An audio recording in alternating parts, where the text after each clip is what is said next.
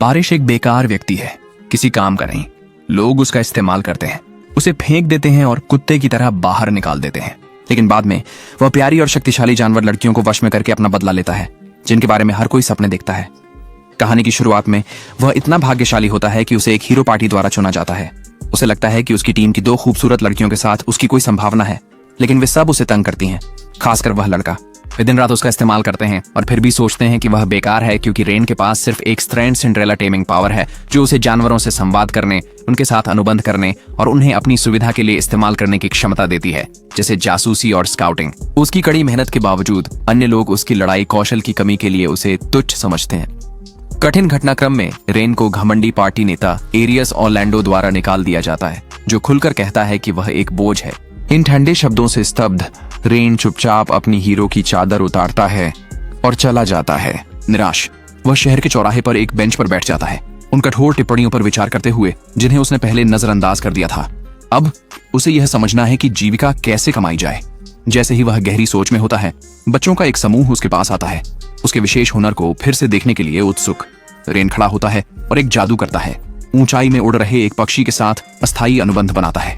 पक्षी उनके सामने खूबसूरती से उतरता है और झुकता है, जिससे बच्चे उत्साह से ताली बजाते हैं। बच्चे अपना सपना बताते हैं कि वे भी एक दिन उसकी तरह पशुपालक बनना चाहते हैं। रेन उनसे पूछता है कि वे वीर योद्धा बनने की इच्छा क्यों नहीं रखते। बच्चे हीरो को अमीर और आम लोगों को तुच्छ समझने वाले कहकर साधारण रूप से खारिज करते हैं।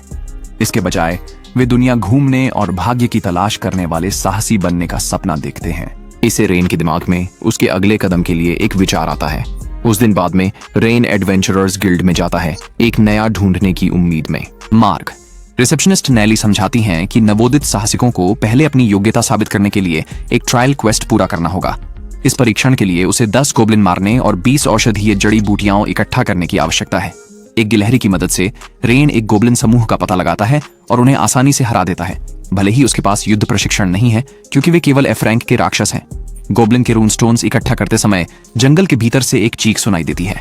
रेन आवाज की ओर दौड़ता है और देखता है कि एक एडी रैंक का कातिल बाघ एक असहाय महिला पर हमला कर रहा है।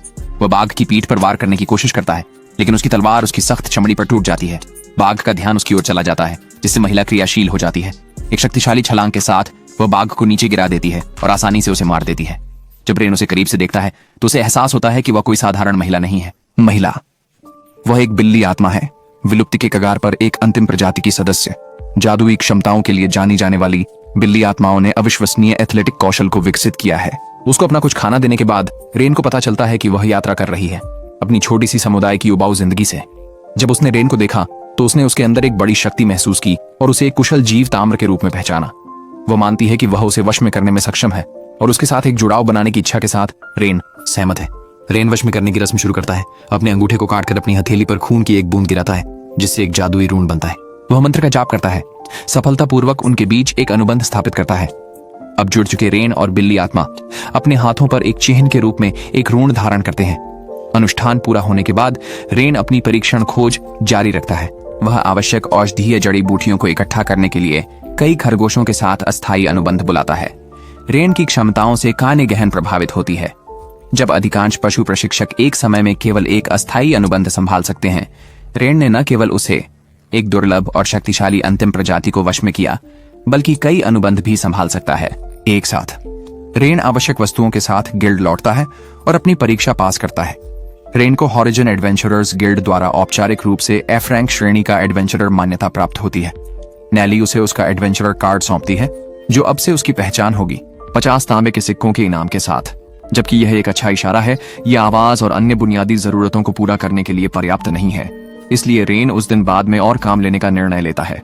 जब वह है गिल्ड के भोजनालय में, तब काने उसका इंतजार कर रही है। जब वह वापस आता है, जैसे ही वह अंदर आता है, एक क्रूर व्यक्ति उनकी ओर आता है और कनई को रेन के बजाय उसके साथ दोपहर का खाना खाने के लिए मनाने की कोशिश करता है। कनई हमेशा अपने मालिक की वफादार, उसकी ताकत की रक्षा करती है और उस व्यक्ति से दूर जाने को कहती है। उसका अहंकार आहत होता है और वह व्यक्ति रेन को बाजू कुश्ती की प्रतियोगिता के लिए चुनौती देता है, ताकि पता चल सके कि दोनों में वास्तव में अधिक ताकतवर कौन है। विजेता को काना को अपने पास रखने का अधिकार मिलेगा। सामान्यतः रेन ऐसे चैलेंज को कभी स्वीकार नहीं करता, लेकिन वह आदमी की परेशानियों को हमेशा के लिए खत्म करना चाहता है। वह एक अपमानजनक हार के लिए तैयार होते हुए एक सांस लेता है। हालांकि जब मुकाबला शुरू होता है, तो रेन इतनी जोर से आदमी का हाथ नीचे दबाता है कि टेबल टूट जाती है और आदमी हारने की स्थिति में फर्श पर गिर जाता है। मेहदी, जो हंगामे की जांच के लिए आती है, उस आदमी को डांटती है और रेन और कनाए से इस असुविधा के लिए माफी मांगती है। वह बताती है कि आदमी के खिलाफ शिकायतों का इतिहास है और संभवतः उसे जल्द ही गिल्ड से निलंबित किया जाएगा। इसके बाद वह पराजित व्यक्ति को पैर से खींचकर बाहर ले जाती है। रेन स्तब्ध रह जाता है, सोचते हुए कि यह नया बल कहां से आया। काना अलीक करती है कि उनके अनुबंध के फायदों में से एक यह है कि अब वह उसकी महाशक्तियों में साझेदारी करता है। अब बारिश अधिक आत्मविश्वास के साथ अधिक क्वेस्ट्स लेने के लिए तैयार है, लेकिन जब उन्हें एक साधारण जड़ी बूटी संग्रह कार्य सौंपा जाता है तो काने निराश हो जाती है। एक एफ रैंक एडवेंचरर के रूप में बारिश निचले स्तर की नौकरियों में फंसी है, जिनसे जीवित रहने के लिए मुश्किल से पर्याप्त पैसा मिलता है। फिर भी वे खरगोशों की मदद से पर्याप्त जड़ी बूटियां इकट्ठा करती हैं और जब वे शहर लौटने वाली होती हैं तभी काने के तीखे बिल्ली के कान दूर से शोर सुन लेते हैं। वे उस शोर की तरफ भागते हैं और पाते हैं कि एक बूढ़े आदमी को एक गिरोह परेशान कर रहा है, जो खुद को ईबान फेंक का हिस्सा बता रहा है। एक कुख्यात और निर्दयी डाकुओं का समूह जो कई भयंकर अपराधों के लिए जाना जाता है। बिना हिचकिचाहट के रेन और काने हमला कर देते हैं, जिसे गुंडे भौंचक के रह जाते हैं। रेन अपनी नई ताकत से आसानी से ठगों को परास्त कर देता है, जबकि काने बूढ़े व्यक्ति की देखभाल करती है, जो उन्हें चेतावनी देता है कि ईबान फेंक का विरोध करना अक्सर क्रूर बदले का कारण बनता है। लेकिन रेन बिना डरे फैसला करता है कि वे पहले ठगों पर हमला करेंगे। काने चिंता व्यक्त करती है कि रेन शायद बहुत ऊंचा लक्ष्य बना रहा है, लेकिन वह उसे आश्वासन देता है कि उसके पास एक योजना है। एक गिलहरी उन्हें ईबान फेंक के खड़े पहरे वाले अड्डे तक ले जाती है। डैन एक आरबी के साथ एक अस्थायी अनुबंध करता है, जो एक विशेष प्रकार की मधुमक्खी है जिसकी लकवाग्रस्त करने वाली डंक एक व्यक्ति को 12 घंटे तक अचल बना सकती है। वह कनाए को शहर लौटने और सहायता के लिए एडवेंचरर और नाइट्स को इकट्ठा करने के लिए निर्देश देता है। जैसे ही वह सहायता लेने के लिए दौड़ पड़ती है, रेन सैकड़ों और आरबी मधुमक्खियों के साथ अनुबंध करता है और उन्हें उनका काम शुरू करने का आदेश देता है। जल्दी ही सभी डाकू स्थिर हो जाते हैं और कनाए द्वारा लाए गए साहसिक योद्धा उन्हें जल्द से जल्द पकड़ लेते हैं। लेकिन जैसे ही वे अपराधियों को पकड़ने लगते हैं, रेन देखता है कि कोई भी नाइट्स नहीं आए हैं। एक साहसिक योद्धा बताता है कि नाइट्स ने स्थिति को हस्तक्षेप के लिए पर्याप्त महत्वपूर्ण नहीं समझा। उसी समय गुफा कांपने लगती है और मोटी सलाखों के पीछे से तेज गर्जन सुनाई देते हैं। 3 विशाल सी श्रेणी के राक्षस, जिन्हें किंग लिजर्ड्स के रूप में जाना जाता है, मुक्त हो जाते हैं और उन पर हमला करते हैं। ये सबसे अनुभवी साहसिकों के लिए भी एक भयानक स्थिति है, लेकिन रेन और कनाए जानवरों को आसानी से संभाल लेते हैं, जिससे दूसरों को डाकुओं को हराने और भागने का समय मिलता है। जैसे ही वे गुफा से बाहर आते हैं, साहसिक लोग उत्साह में जयकार और तालियां बजाते हैं, जिसे पहली बार रेन के प्रयासों की वास्तव में सराहना मिली है। इस बीच उनकी पूर्व पार्टी के कैंप में उनकी पुरानी टीम के सदस्य अपने नए नियुक्त बीस्ट हैमर पर सही तरीके से जासूसी न करने और सभी को खतरे में डालने पर चिल्ला रहे हैं। नया लड़का जवाब देता है कि उनकी मांगें अवास्तविक थीं, जब वे उससे उम्मीद कर रहे थे कि वह एक साथ 10 से 20 जानवरों को काबू कर ले। लेकिन हीरो, जो रेन की क्षमताओं के अभ्यस्त हैं, नए लड़के पर झूठ बोलने का आरोप लगाते हैं और उसे तुरंत निकाल देते हैं। ईबान फेंक का गिराना इतना प्रभावशाली माना जाता है कि गिल्ड रेन को आमंत्रित करता है और विशेष रूप से उसे ई रैंक के एडवेंचरर के रूप में प्रमोट करता है। उसे उदार मात्रा में चांदी के सिक्कों से पुरस्कृत करता है। वे अपने पैसे नए उपकरणों पर खर्च करते हैं, एक भव्य भोजन करते हैं और अंत में उस रात ठहरने के लिए एक कमरा किराए पर लेते हैं। यह कैंपिंग से एक अच्छा ब्रेक है। रेन और कनाडे की मुलाकात के 1 हफ्ते बाद उनके कार्य सफलतापूर्वक चल रहे हैं। एक दिन नताली उन्हें एक मिशन देती है कि वे गार्डॉग नामक उपद्रवी को हटाएं, जो स्ट्राइड ब्रिज पार करने की कोशिश कर रहे लोगों को परेशान कर रहा है, जो कि मध्य महाद्वीप से दक्षिणी महाद्वीप तक का एकमात्र व्यापारिक मार्ग है। रेन 5 सोने के सिक्कों की भारी पुरस्कार को छोड़ना नहीं चाहता और खुशी खुशी इसे स्वीकार करता है। रेन गार्डॉग की पहचान के बारे में जानकारी जुटाने की कोशिश करता है, लेकिन कोई भी साझा करने को तैयार नहीं है। इसलिए बिना किसी पहले से जानकारी के वह और कनाडे पुल की ओर जाते हैं। जैसे ही वे पहुंचते हैं, एक विशाल लाल ड्रैगन उनके सामने उतरता है और एक महिला में बदल जाता है, जो उन्हें लड़ने के लिए कहती है। वह स्वीकार करती है कि वह तथाकथित गार्डॉग है और अपना परिचय टैना के रूप में देती है, जो ड्रैगनॉइड्स में से एक है। ड्रैगनॉइड्स की परंपरा है कि वे 15 साल की उम्र में यात्रा पर निकलते हैं ताकि प्रशिक्षित होकर और मजबूत बन सकें। टैना पुल पर एक योग्य प्रतिद्वंद्वी का इंतजार कर रही थी और वह उन्हें 2 के बनाम एक लड़ाई के लिए चुनौती देती है, पुल छोड़ने से इनकार करते हुए। वह रेन पर हमला करने से शुरू करती है, लेकिन वह मुश्किल से उसे रोक पाता है। तान्या उनके ऊपर आग फेंकती है, जिसे कनाडे की पूंछ का सिरा जल जाता है। परेशान होकर कनाडे उस पर कूदती है और दोनों एक लड़ाई में उलझ जाती हैं। दोनों लड़कियां बराबरी की हैं, तो रेन उनके पक्ष में संतुलन लाने के लिए बीच में कदम रखने की कोशिश करता है। हालांकि तानिया आश्चर्यजनक रूप से दोनों को पकड़ लेती है और हवा में उछाल देती है, उन पर एक शक्तिशाली अग्निवृष्टि भेजती है। कनाडे हवा में रेन को पकड़ लेती है और अपनी एथलेटिक क्षमताओं का उपयोग करके लपटों से बचती है, उन्हें सुरक्षित रूप से पुल पर उतारती है। एक योजना बनाकर रेन कनाडे से कुछ समय खरीदने के लिए कहता है। उस पर पूरी तरह भरोसा करते हुए वह तानिया से सीधे लड़ने लगती है, जबकि रेन पक्षी को देखने के लिए साइड में भागता है, जिसे उसने तानिया द्वारा हवा में फेंके जाने पर देखा था।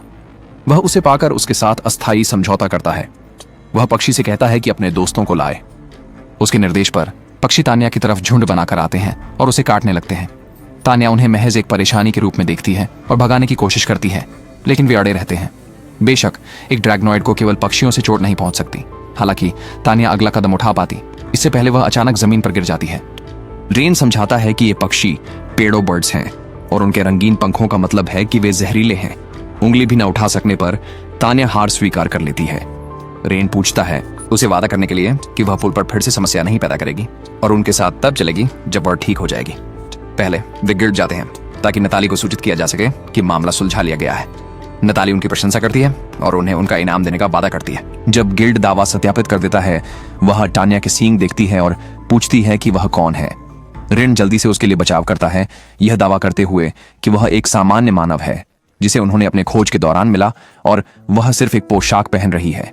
वह समझाता है कि अगर शहर को पता चलता है कि इलाके में एक ड्रैगन है तो हर कोई घबरा जाएगा। इसके बाद वह तानिया को जंगल की ओर ले जाता है और उससे कहता है कि वह शहर से जितनी दूर हो सके जाकर अपनी ट्रेनिंग जारी रखे। तानिया इस प्रस्ताव से चकित हो जाती है क्योंकि उसने उम्मीद की थी कि वह इसे बेच देगा। उसकी दयालुता और क्षमता से प्रभावित होकर वह उनके साहसिक कार्यों में शामिल होने की अनुमति मांगती है। ईर्ष्या में कनाडे अनिच्छा से उसकी अनुरोध को मान लेता है और रेन अपनी पार्टी बढ़ाने के लिए बहुत खुश है। इसे तय करने के बाद रेन तानिया के साथ भी एक अनुबंध बनाता है और उसे नियंत्रित कर लेता है। उस रात एरियोस और उसकी पार्टी विफल सप्ताह की खोज के बाद शहर लौट आते हैं। जंगल। उन्होंने अनेक बाधाओं का सामना किया क्योंकि वे वो काम नहीं संभाल सकते थे जो आमतौर पर रेन करता था। एरियस ने रेन की भलमनसाहत का फायदा उठाने का फैसला किया और उससे पार्टी में दोबारा शामिल होने के लिए कहा ताकि वे उसे उपयोग करके खोए हुए जंगल को साफ कर सकें और बाद में उसे छोड़ दें। उसके लिए शुभकामनाएं।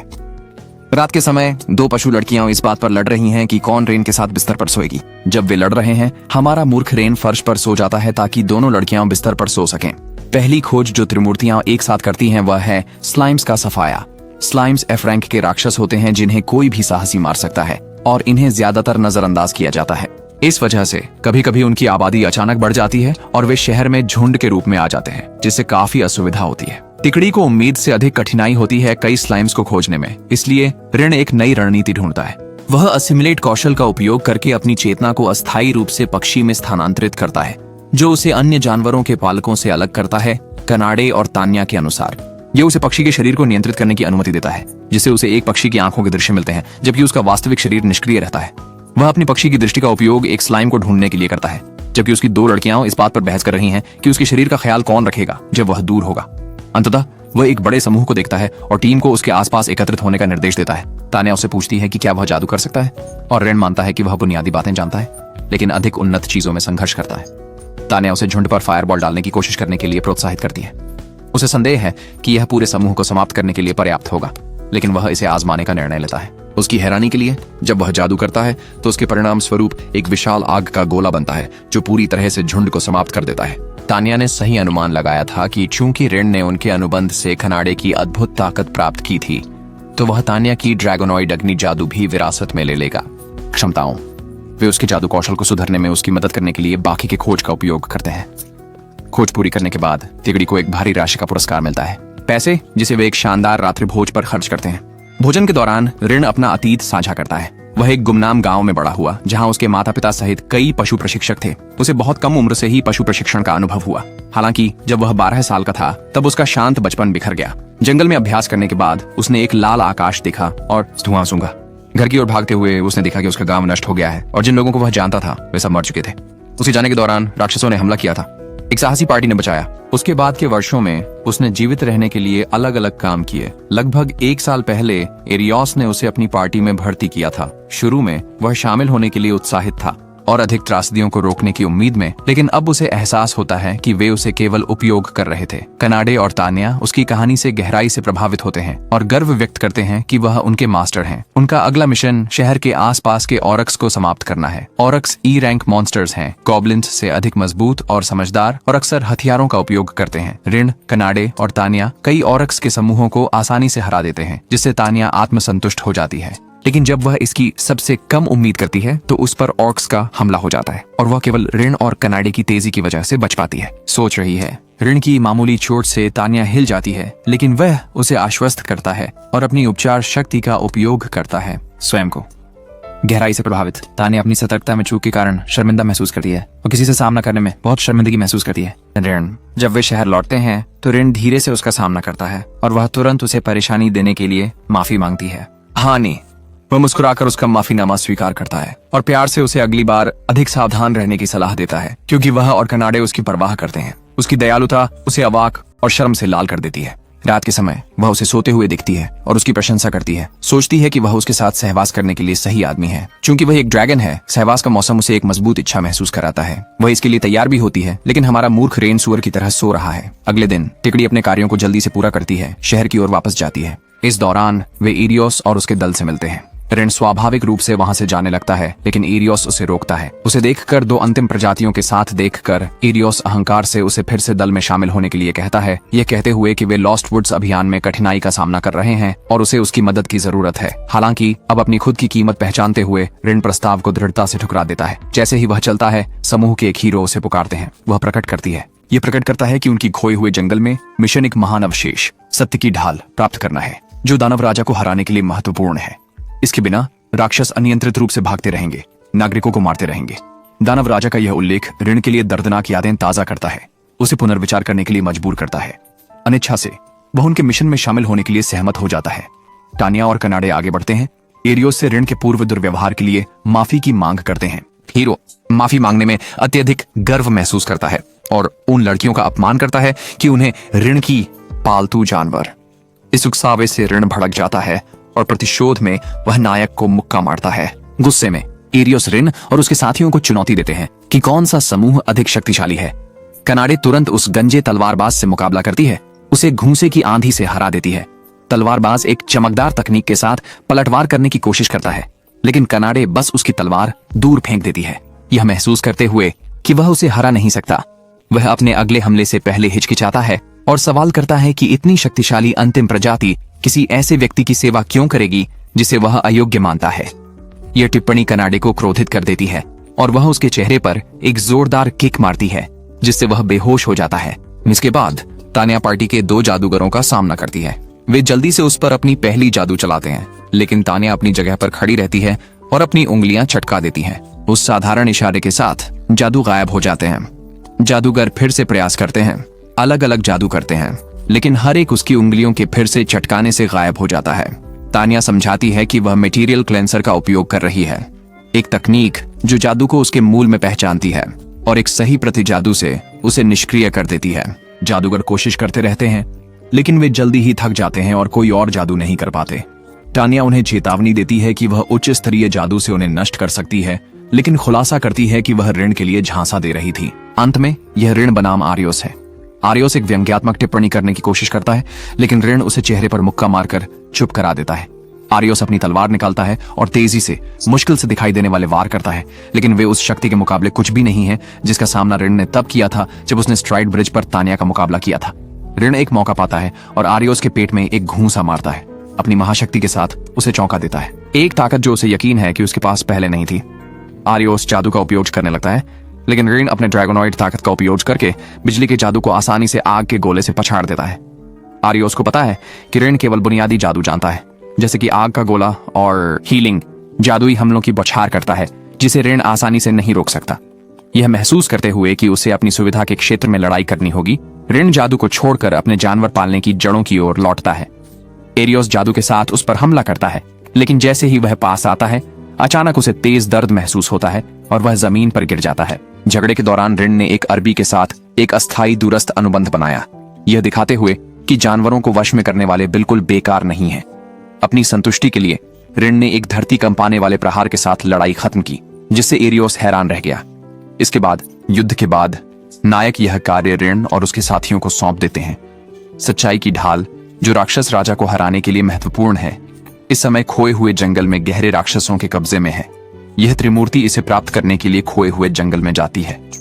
खोया हुआ जंगल एक भूल भुलैया है जो लगातार अपना आकार बदलता रहता है, जिससे यात्रियों का रास्ता भटक जाता है। ऋण अपने असिमिलेट कौशल का उपयोग करके क्षेत्र का हवाई दृश्य लेता है। रास्ते के लिए खोज करते हुए उसका शरीर कनाडे और तानिया की निगरानी में रहता है। अंततः वह जंगल में और गहराई तक जाने वाला एक रास्ता ढूंढ लेता है, लेकिन जल्दी ही वे अपने द्वारा पहले से चिन्हित स्थान पर वापस आ जाते हैं। तानिया कुछ और होने का संदेह करते हुए मजबूत जादुई स्रोतों का पता लगाने के लिए एक सामग्री खोज जादू का उपयोग करती है। जैसे ही वे सामने आती प्रकाश गोलों का अनुसरण करते हैं, वे एक बड़े पेड़ तक पहुंचते हैं जो भ्रामक जादू जारी करता है, उन्हें भ्रमित करता है और वे गोल गोल घूमने लगते हैं। तानिया कनाडे से पेड़ को नष्ट करने के लिए कहती है ताकि जादू रुक सके, लेकिन ऋण यह सुझाव देता है कि वे इसे बिना नष्ट किए निष्क्रिय करने की कोशिश करें। इससे पहले कि वे आगे बढ़ सकें, कनाडे पेड़ पर एक शक्तिशाली किक मार देती है। हालांकि जैसे ही उसका हमला जुड़ने वाला होता है, एक अजीब आवाज पेड़ से निकलती है जो बार बार उन्हें वहां से जाने के लिए कहती है। जैसे ही आवाज तेज होती है, एक चमकती हुई परी पंखों के साथ पेड़ से बाहर निकलती है। उन्हें एहसास होता है कि वे एक अल्टीमेट प्रजाति से निपट रहे हैं। परी जो अपने शक्तिशाली जादू के लिए जानी जाती हैं, ड्रैगोनॉइड्स से भी अधिक शक्तिशाली। वे अपने इरादों को समझाने की कोशिश करते हैं, लेकिन परी बार बार उन्हें टोक देती है, उनसे वहां से जाने की मांग करती है। जब वे नहीं सुनते तो परी धमकी देती है कि वह उन्हें जादू से बाहर निकाल देगी, जिसके कारण तीनों बिना आगे बढ़े वहां से पीछे हट जाते हैं। शब्द एक बार जब वे सुरक्षित दूरी पर होते हैं तो ऋण समझाती हैं कि परियों में मनुष्यों के प्रति गहरी नाराजगी होती है, क्योंकि दोनों प्रजातियों के बीच लंबे समय से संघर्ष का इतिहास रहा है। कभी जंगलों में प्रचुर मात्रा में रहने वाले परियों ने अपने अधिकांश आवास को नष्ट होते देखा है और अब वे शेष बचे घने जंगलों में शरण लेते हैं। ऋण का कयास है कि पेड़ की बाधा शायद सत्य के कवच की रक्षा कर रही है। तनिया और कानेडे पेड़ को नष्ट कर कवच प्राप्त करने की रणनीतियां बनाना शुरू करते हैं, लेकिन ऋण फैसला करता है कि शायद बातचीत करने का प्रयास बेहतर हो सकता है। परियों को फिर से वह मानता है कि शांतिपूर्वक चीजों को सुलझाने से बेहतर परिणाम मिल सकते हैं। ऋण कनई और तान्या के साथ पेड़ के पास लौटता है और उन्हें पीछे रहने के लिए कहता है, जबकि वह अकेला परियों के पास जाता है। परी उसकी उपस्थिति को महसूस करते हुए धमकी देती है कि अगर वह तुरंत नहीं गया तो वह हमला कर देगी। ऋण अपनी सच्चाई दिखाने के लिए दृढ़ संकल्पित हमले को अपने पर लगने देता है। तीर उस पर बरसते हैं, उसके शरीर को खरोंच देते हैं, लेकिन ऋण दृढ़ता से खड़ा रहता है, मुस्कुराते हुए। परी उसकी शांत प्रतिक्रिया से क्षणिक रूप से हैरान हो जाती है और ऋण इस मौके का फायदा उठाते हुए अपनी अच्छी मंशा समझाता है। हालांकि परी अपनी उलझन से बाहर आकर एक और हमला करती है। इस बार काने और तान्या ऋण की रक्षा करने के लिए कदम उठाते हैं, आने वाले जादू को रोकते हैं। फिर वे परी से अपील करते हैं, यह साझा करते हुए कि रेन ने कैसे उनकी पहले मदद की है। यह परी की रुचि को पकड़ दचता है और वह उनकी विनती सुनने का निर्णय लेती है। वह अपना परिचय ऐसे देती है कि सोरा। जैसे ही बातचीत आगे बढ़ती है, सोरा खुलासा करती है कि वही है जिसने पेड़ के चारों ओर अवरोध बनाया था, परी गांव की रक्षा करते हुए। वह बताती है कि सत्य की ढाल परियों द्वारा सुरक्षित है, राक्षसों द्वारा नहीं, और क्योंकि ढाल दानव राजा को हराने के लिए आवश्यक है, वह इसे उन्हें देने के लिए तैयार हो जाती है। हैरानी की बात यह है कि राक्षसों के प्रति उसकी नफरत इंसानों के प्रति उसकी नफरत से अधिक गहरी है, जिससे ढाल की प्राप्ति अपेक्षा से आसान हो जाती है। तीनों सोरा का धन्यवाद करते हैं और यात्रा शुरू करते हैं, लेकिन रेन को महसूस होता है कि कुछ गड़बड़ है। वह सोरा से पूछने के लिए वापस मुड़ता है कि क्या उसे कुछ परेशान कर रहा है।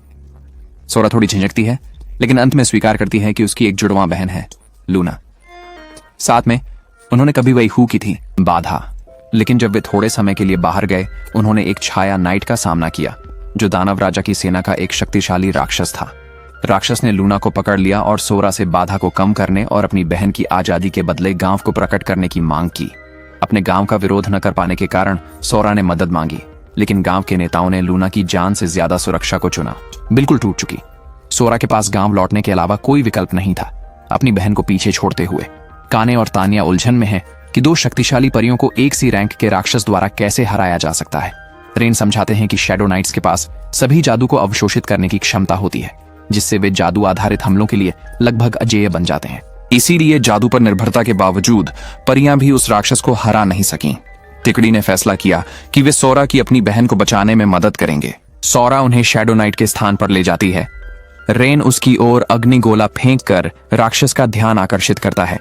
जब वह और कनाए राक्षस पर शारीरिक हमले करते हैं तो नाइट सोरा के अनुरोध पर घूमता है और लूना को मारने की कोशिश करता है। धोखा। तान्या हस्तक्षेप करती है, लूना की रक्षा करती है और उसे उसकी जंजीरों से मुक्त करती है। तान्या लूना के साथ भाग जाती है जबकि रेन और काने उस योद्धा को रोकने की कोशिश करते हैं।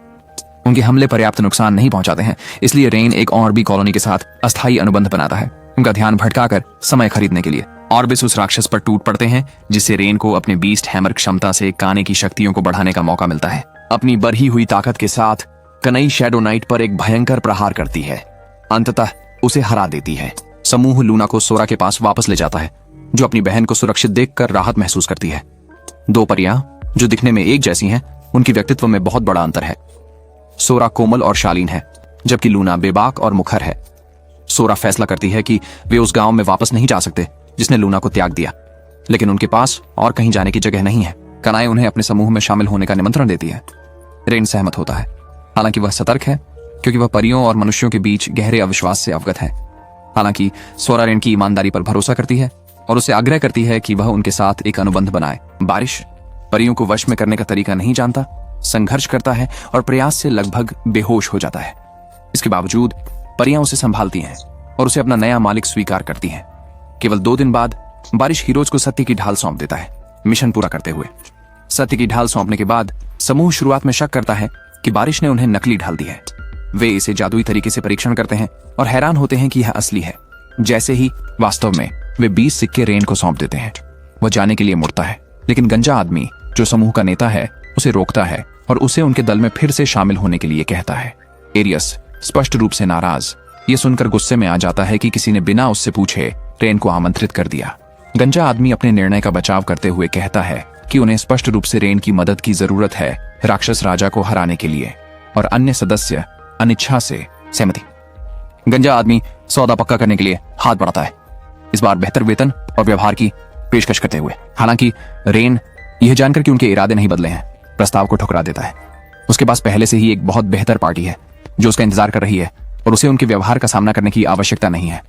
जैसे ही रेन चला जाता है, दूसरे सदस्य उसकी बेइज्जती से उत्पन्न हुई शर्मिंदगी को संभालने के लिए उसकी बुराई करने लगते हैं। आरियोस पीछे रह जाता है, अब भी अपनी पहले की हार पर क्रोधित है और एक दिन रेन से बदला लेने की कसम खाता है। बाहर समूह राक्षस राजा की कहानी पर चर्चा करता है। रेन समझाता है कि दानव राजा के पास सभी मनुष्यों को नियंत्रित करने की शक्ति है, उन्हें सदियों तक गुलाम बनाकर रखता है। पहले हीरो को हालांकि देवता के दिव्य रक्त का कुछ अंश प्राप्त हुआ था, जिसने उसे ताकत में मानवीय सीमाओं को पार करने की अद्वितीय क्षमता दी, और जादू। इस शक्ति से वह अंततः राक्षस राजा को हराकर मानवता को मुक्त करने में सफल हुआ। लेकिन राक्षस राजा का खतरा अभी भी बना हुआ है और हर पीढ़ी के नायकों का काम है कि वे उसे हमेशा के लिए हराने की कोशिश करें। जबकि एरियोस अभी बहुत कमजोर है और शायद तैयार नहीं है, रेन उन्हें आश्वासन देता है कि समय के साथ वह मजबूत होगा। सोरा और लूना यह बात इंगित करते हैं कि रेन के अल्टीमेट प्रजातियों के साथ कई अनुबंधों ने उसकी शक्ति को कई गुना बढ़ा दिया है, जिससे वह पहले नायक की तरह विशेष क्षमताओं के साथ हो गया है। समूह सुझाव देता है कि रेन को दानव राजा को हराने का मिशन लेना चाहिए। हालांकि रेन तैयार है, वह मानता है कि यह एक बड़ा फैसला है, इसलिए वह इस पर सोचने के लिए थोड़ा समय चाहता है। कुछ दिन बाद समूह सहमत होता है कि रेन के लिए अपने लड़ाई के कौशल को सुधारने के लिए उपकरण खरीदने का समय है। पहली बार सोरा और लूना शहर की सड़कों पर चलने लगते हैं। आसपास इतने सारे इंसानों की संख्या से वे हक्का बक्का होते हैं। हालांकि वे जल्दी ही समझ जाते हैं कि जब वे तान्या और काना को स्थानीय लोगों के साथ शांति से बातचीत करते देखते हैं तो डरने की कोई बात नहीं है। समूह शहर की सबसे अच्छी उपकरण दुकान पर जाता है, जिसे एक काफी अनमित्र ड्वार्फ चलाता है। रेन ने अलमारियों को देखा और एक खंजर चुना, कहते हुए कि यह उस हथियार है जिससे वह सबसे अधिक सहज महसूस करता है। हालांकि जब वह इसे म्यान से बाहर निकालता है तो उसे कुछ अजीब लगता है। उसी समय एक नौजवान उत्साहित होकर सोने के सिक्कों की एक थैली काउंटर पर रखता है और बौने से उसका सबसे अच्छा हथियार मांगता है। बौना उसे एक सुंदर तलवार देता है और व्यक्ति अपने नए खरीद से खुश होकर चला जाता है। रेन आश्वस्त नहीं बौने के पास जाता है। वह इस बात की ओर इशारा करता है कि हालांकि तलवार प्रभावशाली दिखती है, यह वास्तविक से अधिक एक ट्रॉफी के रूप में उपयुक्त है। हथियार। बौना उसे एक पल के लिए घूरता है, फिर हंसने लगता है। वह बताता है कि जो तलवारें प्रदर्शित की गई हैं वे औसत हैं और एक हाथ से बनाई जा सकती हैं। बौना समझाता है कि कई ग्राहक बिना अपनी क्षमताओं या हथियार के साथ अपनी अनुकूलता को समझे सर्वोत्तम हथियार की उम्मीद करते हुए आते हैं। बोना उच्च श्रेणी के हथियारों का एक अलग संग्रह प्रदान करता है, लेकिन केवल वे लोग जो उसकी परीक्षा पास करते हैं उन्हें देख सकते हैं। बारिश की समझ से प्रभावित होकर बोना उसके लिए एक विशेष हथियार बनाने की पेशकश करता है, हालांकि उसके पास आवश्यक सामग्री नहीं है। वह उल्लेख करता है कि अल्ट्रा रेयर मिथ्रिल अयस्क, जो एक महत्वपूर्ण सामग्री है, खत्म हो गई है बाहर। उनके परिवार द्वारा पारित मिथ्रिल पर्वत ने अचानक उत्पादन करना बंद कर दिया है, जो बोने को असामान्य लगता है। उसे शक है कि खदान में कुछ गड़बड़ हो सकती है। समूह उनकी ओर से खदान की जांच करने का प्रस्ताव करता है। बोना अब उत्साहित होकर सहमत हो जाता है और अपना परिचय गण स्टोलोव के रूप में कराता है। वह पूछता है कि वे इस काम के लिए कितनी राशि चाहते हैं, और रेन सबसे अच्छा हथियार मांगता है जो बोना बना सके। रेन और उसकी सभी लड़कियां परित्यक्त खदान को खोजने के लिए पहाड़ पर चढ़ रही थीं, क्योंकि 2 छोटे बालदार बहुत थके हुए थे। उन्होंने शिविर लगाने और नदी में स्नान करने का निर्णय लिया। रेन एक सज्जन और अच्छे टेमर होने के नाते ने छोटे स्क्वॉल को काबू में किया और लड़कियों पर नजर रखने के लिए कहा, ताकि कोई उन्हें देख न सके। जब वे नहा रही थीं, तो महिलाओं ने अपनी बन की तुलना करना शुरू किया, ताकि देख सकें कि किसकी बन थी बड़ा। लंबे सफर के बाद टीम आखिरकार मिथ्रिल खदान पहुंचती है, जो पहली नजर में परित्यक्त लगती है। मिथ्रिल आपूर्ति में अचानक रुकावट पर संदेह करते हुए रेन सभी को छिपने के लिए कहता है। अंदेशा होता है कि अवैध खनन करने वाले यहाँ काम कर रहे हैं। अचानक एक बड़ा पक्षी ऊपर से गुजरता है। उसकी तेज आवाज उसकी शंकाओं की पुष्टि करती है जब 2 आदमी खदान की शाफ्ट से जांच करने के लिए बाहर आते हैं। कनाडा और तानिया उन्हें जल्दी से बेहोश कर देते हैं, जिससे रेन के लिए उनसे कोई जानकारी निकालना मुश्किल हो जाता है। हालांकि सौरा और लूना जादू का उपयोग करके उनकी यादों में झांकते हैं। यह पता लगाते हैं कि 7 साहसी लोग कुछ समय से अवैध रूप से मिथ्रिल का खनन कर रहे हैं। समूह सोचता है कि उन्हें कैसे पता चला। रेन अनुमान लगाता है कि पक्षी को शायद अवैध खनिकों के साथ काम कर रहे एक जानवर ताम्र ने नियंत्रित किया होगा। खदान के अंदर शेष खनिक चिंतित हो जाते हैं, क्योंकि उनके 2 सहयोगी वापस नहीं आए हैं। एक खनिक, जो एक जादूगर है, एक आग का जादू उस मार्ग में डालता है जिसका उपयोग रेन की पार्टी कर रही है। लूना और सोरा एक शक्तिशाली अवरोध डालते हैं ताकि उन्हें सुरक्षित रखा जा सके। टीम के बाकी सदस्य अपनी क्षमताओं का उपयोग करके जल्दी से बांधते हैं अपराधियों। रेन जानवर प्रशिक्षक का सामना करते हैं और उससे आत्मसमर्पण की मांग करते हैं, लेकिन वह व्यक्ति मना कर देता है और जवाब में एक बीहेमत को बुलाता है, जो एक AB रैंक का दानव है। बीहेमत आमतौर पर मनुष्यों से अपनी प्राकृतिक घृणा के कारण काबू में नहीं आते हैं, लेकिन इस जानवर को बचपन से टेमर द्वारा पाला गया है। बीहेमौत के उत्पात से धरती हिलने लगती है, खदान को ध्वस्त करने की धमकी देते हुए। बाकी लोग बंधे हुए साहसी लोगों को बाहर ले जाते हैं, जबकि रेन राक्षस का सामना करने के लिए पीछे रह जाता है। जब बेहेमौत हमला करता है तो रेन उसके हरकतों का ध्यान से निरीक्षण करता है और प्रत्येक वार से बचता है। इस बीच कनाडा रेन की मदद के लिए लौटता है और जानवर पालने वाले से भिड़ जाता है। रेन समझ जाता है कि अगर पालने वाला भीमकाय पर नियंत्रण खो देता है तो वह हमला करना बंद कर देगा। रेन अपनी क्षमताओं पर आत्मविश्वास रखते हुए एक शक्तिशाली मंत्र डालता है जो टेमर के नियंत्रण को ओवरराइड कर देता है और वह बीहिम्मत का नया स्वामी बन जाता है।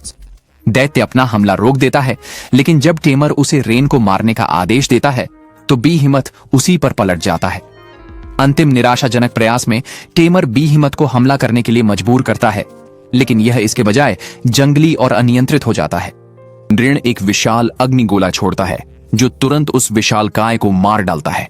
हालांकि यह अफसोसजनक है, ऋण इसके अलावा कोई अन्य विकल्प नहीं देखता। खदान के बाहर सभी साहसी लोग अपने अवैध कार्यों को स्वीकार करते हैं। वे इसका खुलासा करते हैं कि उनका उद्देश्य बदला था, जिसे बॉने गैंड्स ने खराब हथियार देकर धोखा दिया था, जो युद्ध में उनके काम नहीं आए। यह सुनकर गैंड्स को अपराध बोध होता है और वह अपने भावी शिल्पों में और अधिक जोश डालने की कसम खाता है और सच्चाई उजागर करने के लिए ऋण और अन्य लोगों का धन्यवाद करता है। वह ऋण से पूछता है कि उसे कौन सा हथियार चाहिए, जिस पर ऋण एक खंजर और एक प्याला मांगता है, गैंड्स से एक विशेष अनुरोध फुसफुसाते हुए। बोना उन्हें बनाने के लिए सहमत हो जाता है। इस बीच एरियोस पार्टी के खुले पद के लिए एडवेंचर्स का साक्षात्कार कर रहा है, जो कि एक बीस्ट टेमर है, लेकिन वह सभी को अस्वीकार कर देता है, यह महसूस करते हुए कि कोई भी ऋण की कौशल की बराबरी नहीं करता। जैसे ही वह दिन के अंतिम आवेदक को खारिज करता है, वह उसे आराम करने के लिए कहती है, उसे याद दिलाते हुए कि उसका मिशन डेमन किंग को हराना है। अकेले एरियोस एक अंधेरे आभा से घिरी अंगूठी निकालता है, यह घोषित करते हुए कि उसका वर्तमान मिशन ऋण को समाप्त करना है। बाद में जब ऋण और जुड़वा परियां सोरा और लूना टहल रही होती हैं, तो अचानक एक सुंदर आदमी सुनहरे बालों के साथ उनके पास आता है और लड़कियों के नाम पूछता है। उनके बताने के बाद वह गर्व से घोषणा करता है कि वे उसकी होंगी, ऋण, सोरा और लूना। चौंक जाते हैं। लेकिन वह व्यक्ति खुद को एडगर फ्रॉम वेयर होराइजन का लॉर्ड के रूप में परिचित कराता है और उन्हें डराने की कोशिश करता है। जब वे उसकी बात नहीं मानते तो एडगर अपने गार्डों को लड़कियों को जबरदस्ती ले जाने का आदेश देता है। बिना डरे ऋण एक पल में सभी गार्डों को हरा देती है। हालांकि एडगर के गार्ड्स फैल जाते हैं और आसपास के नागरिकों को धमकाते हैं, उनकी मौत की धमकी देते हैं, जब तक कि सोरा और लूना को सौंप नहीं दिया जाता। ऋण क्षण भर के लिए उलझन में पड़ जाती है, लेकिन फिर एक स्वाभाविक प्रेरणा महसूस करती है। अपने नए मिले एहसास पर भरोसा करते हुए वह एक साथ कई आग के गोले फेंकता है, आग की बौछार छोड़ते हुए जो गार्डों को पछाड़ देती है और नागरिकों को बचाती है। आभारी नागरिक ऋण को उसकी वीरता के लिए धन्यवाद देते हैं, लेकिन उसे सलाह देते हैं कि वह प्रभु के भ्रष्ट प्रभाव के कारण शहर छोड़ दे। अपने शिविर में वापस समूह एडगर के खतरनाक व्यवहार पर चर्चा करता है और उसे एक बार और हमेशा के लिए रोकने की योजना बनाता है। ऋण और कनाडे स्थिति की रिपोर्ट करने के लिए नाइट्स के ऑर्डर के पास जाते हैं, लेकिन नाइट्स उनकी चिंताओं को नजरअंदाज कर देते हैं, जिससे उनके प्रभु के साथ भ्रष्ट संबंध उजागर होते हैं। जब वे निराश होकर वहां से जा रहे होते हैं, तब स्टेला, जो नाइट्स के ऑर्डर की उपकप्तान है, उनसे मिलती है। वह नाइट्स के अंदर के भ्रष्टाचार से घृणा करती है और उनकी प्रतिष्ठा को बहाल करना चाहती है। वह मानती है कि ऋण और कनाडे उनकी मदद कर सकते हैं और वे उनकी योजना पर सहमत होते हैं। स्टेला और ऋण के समूह ने भ्रष्टाचार के प्रमाण वाले गोदाम के बारे में एक झूठी अफवाह फैलाई। भ्रष्ट शूरवीर, जिनमें कप्तान घायल भी शामिल हैं, उस फंदे में फंस जाते हैं और जांच के लिए गोदाम की ओर बढ़ते हैं। अंदर जाते ही दरवाजा उनके पीछे बंद हो जाता है और ऋण जुड़वा बच्चों की मदद से अपना हमला शुरू करता है। गैंट्स से मिले एक नए जादुई दस्ताने का उपयोग करते हुए वह तीर चलाता है, जिसे सभी शूरवीरों को बेहोश कर देता है, सिवाय कप्तान घायल के, जो एक कठिन प्रतिद्वंद्वी साबित होता है। स्टेला आगे बढ़कर उससे लड़ाई करती है और एक भयंकर संघर्ष के बाद उसकी गर्दन काटकर विजय प्राप्त करती है। शूरवीरों की हार की खबर एडगर को क्रोधित कर देती है, जो अपने क्रोध में एक अपहृत लड़की को दंडित करता है। इस बीच एरियस, जो एडगर की ऋण के प्रति शत्रुता साझा करता है, उसके कमरे में प्रवेश करता है और उसे एक काली अंगूठी देता है जिसमें मारने की शक्ति है। एडगर अब अधिक दृढ़ निश्चयी होकर एक बार और हमेशा के लिए ऋण को समाप्त करने के लिए अंगूठी का उपयोग करने की योजना बनाता है। जैसे ही स्टेला और उसके वफादार नाइट्स सामंत के महल का सामना करते हैं, ऋण, सोरा और लूना पीछे से अंदर घुसपैठ करते हैं, कैदियों को मुक्त करने के उद्देश्य से। लूना अपनी जादुई खोज क्षमताओं का उपयोग करके कैदियों की पहचान खोजती है, उनके ऊपर एक विशेष रूप से प्रबल जादुई उपस्थिति को पाती है। ऋण जांच करने का निर्णय लेता है और एक अंधेरी कोठरी का पता लगाता है जहां एक डरी हुई कुपोषित बच्ची, जो लोमड़ी के कानों और 3 पूंछों वाली है, बंदी है। बच्ची अपना नाम मिना बताती है, जो एक अर्ध देवी है जिसे एडगर ने उसके गांव को धमकाने के बाद पकड़ लिया था। ऋण उसके गले से एक कॉलर हटाने की कोशिश करता है, लेकिन यह एक शक्तिशाली वश में करने वाले जादू से भरा है जो उसकी कोशिशों का विरोध करता है। दर्द के बावजूद ऋण कोशिश जारी रखता है और कॉलर तोड़कर मिना को मुक्त करता है। इस बीच कनाडे और तान्या पहरेदारों से लड़ाई करती है, उन्हें रोके रखती है, जबकि ऋण मीना की मदद करता है। पहरेदार ये महसूस करके कि वे हार रहे हैं, अपहृत नागरिकों को बंधक के रूप में इस्तेमाल करना शुरू करते हैं। जब ऋण और उसकी टीम एकत्रित होती है, लूना और सोरा ठीक समय पर पहुंचते हैं और बहु शॉट फायर बॉल्स दागते हैं, क्षेत्र को साफ कर देते हैं और सुनिश्चित करते हैं कि पीड़ितों को सुरक्षित रूप से स्थानांतरित किया जाए। इससे कनाडे और तान्या को नागरिकों की सुरक्षा की चिंता किए बिना लड़ने की अनुमति मिलती है। 1 मिनट के भीतर वे बचे हुए गार्ड्स को हरा देते हैं और ऋण के साथ फिर से मिलते हैं, जो मीन को गर्मजोशी से अभिवादन करता है। इस बीच ऋण और स्टेला संभावित सबूतों के बारे में चर्चा शुरू करते हैं, जो सरदार की गलतियों को साबित कर सकते हैं। उनकी बातचीत उस समय बाधित होती है जब सरदार हवेली से भागने की कोशिश करते हुए सीधे उनके सामने आ जाता है। स्टेला मांग करती है कि वह आत्मसमर्पण करे, लेकिन स्वामी इनकार कर देते हैं। इसके जवाब में ऋण जादू का उपयोग करके उन्हें बांध देती है और उनके विरोध को चुप करा देती है। तभी एडगर कमरे में धड़धड़ाते हुए आता है और शापित अंगूठी का उपयोग करके ऋण पर मृत्यु जादू डाल देता है। एक मृत्यु दूत प्रकट होता है, जो ऋण को छाती में प्राणघातक प्रहार के साथ छत से टेढ़ी मुस्कान के साथ देखता हुआ एरियोस सोचता है कि ऋण अंततः मर गया है और छाया में गायब हो जाता है। हालांकि ऋण बिना किसी नुकसान के खड़ा है। इस घटना पर चकित है, हर कोई स्तब्ध है, ये समझने की कोशिश कर रहा है कि कैसे उसने एक महाकाव्य स्तर के तात्कालिक मृत्यु मंत्र से बचाव किया। लूना, जो हमेशा साहसी होती है, एक सिद्धांत की परीक्षा के लिए उस पर विष गैस का जादू करती है। जब इसका भी कोई प्रभाव नहीं होता, वह यह समझ जाती है कि परियों के साथ हुई ऋण की संधि ने उसे सबसे शक्तिशाली जादू को भी निष्प्रभावी करने की क्षमता प्रदान की है। हताश एडगर देखता है कि ऋण विजय के साथ खड़ा है और उसका क्रोध उसके भीतर की अंधेरी जादू को बढ़ावा देता है। अंगूठी अंदर कैद दानव बाहर निकलता है। उसकी विशाल शक्ति से ऋण का दिल रुक जाता है। दानव हवेली से उठ रेडिएट जाता है और ऋण तुरंत उसके असली लक्ष्य को समझ जाता है, शहर के लोगों पर। ऋण की टीम तुरंत राक्षस का पीछा करती है। स्टेला पीछे रह जाती है नागरिकों की रक्षा के लिए और मीना हवेली में सुरक्षित रहती है। राक्षस एक अत्यधिक शक्तिशाली शत्रु साबित होता है जो ऋण के उनके बल को बढ़ाने के सर्वश्रेष्ठ प्रयासों के बावजूद कनाडे और तान्या दोनों को घायल कर देता है। वे हमले की बौछार करते हैं, लेकिन राक्षस बिना खरोंच के रहता है। उसने उन पर हमला करने के लिए राक्षसों की भीड़ को बुलाया। जैसे जैसे लड़ाई चलती रहती है, नायकों की टोली असहाय होकर दिखती है, जबकि होराइजन जल रहा है। एरियोस उन्हें पीछे रहने का आदेश देते हैं और किसी और हस्तक्षेप की अनुमति नहीं देना चाहते। इस बीच नताली कस्बे के साहसी लोगों को इकट्ठा करती है और राक्षसों के खिलाफ रक्षा का आयोजन करती है, जिसमें गांड्स सर्वोत्तम हथियारों की आपूर्ति करता है।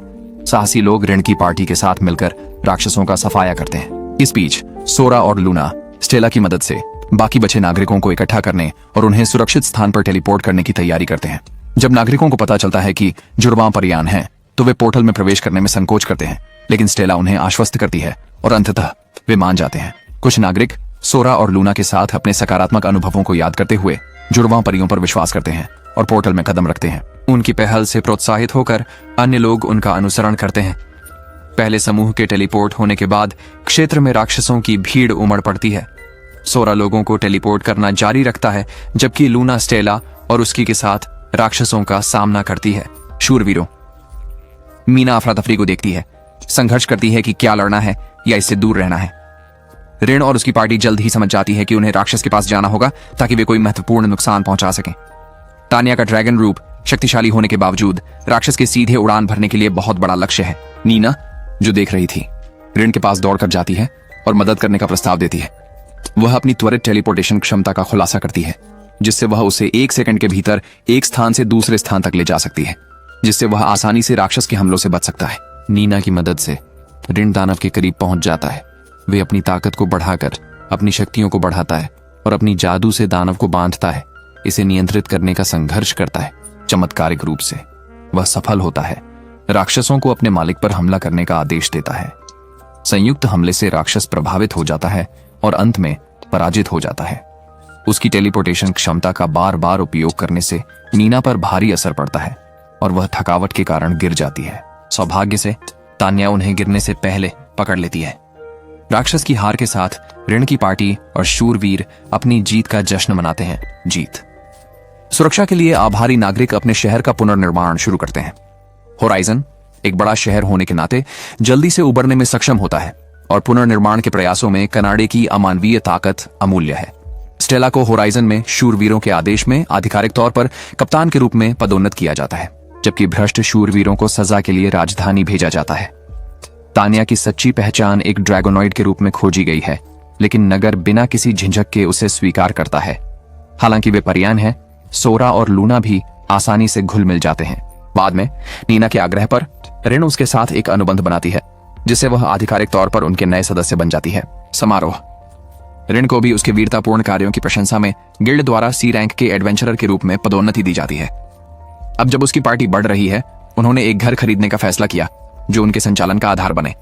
हालांकि घर भूतिया निकला। अडिग होकर वे भूत से दोस्ती करते हैं और उसे भी अपनी पार्टी में शामिल कर लेते हैं। हीरोज पार्टी शहर से मुफ्त राशन जमा करने की कोशिश करती है, लेकिन उनका जबरन वसूली का प्रयास बुरी तरह विफल हो जाता है। नगरवासी उन्हें बाहर निकाल देते हैं, ये कहते हुए कि वे राक्षस हमले के दौरान अधिक मददगार नहीं थे। ये एक सख्त याद दिलाता है कि उनकी स्थिति उतनी सुरक्षित नहीं है जितनी वे सोच सकते हैं। फिर भी रुकावट के बावजूद पार्टी एक दावत के साथ अपने नए घर का जश्न मनाती है। जैसे ही ऋण अपने दोस्तों की गर्माहट और आराम का आनंद लेता है, वह महसूस करता है कि यह एहसास उसके लिए नया है।